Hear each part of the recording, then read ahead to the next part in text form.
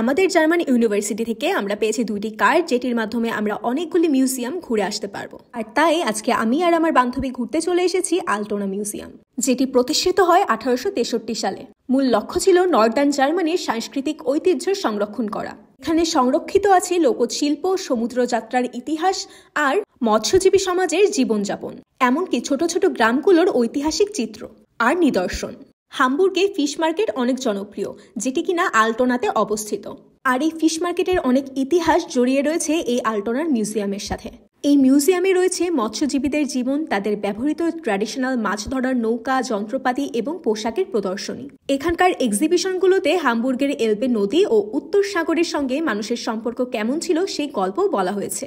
Fish মার্কেটের ঐতিহ্য, পুরনো সময়ের ক্রেতা বিক্রেতার জীবন, বাজারের জোরালো ডাক, এসব কিছুই শিল্পকর্ম, ছবি ও ভিডিও ফুটেজে সংরক্ষিত রয়েছে।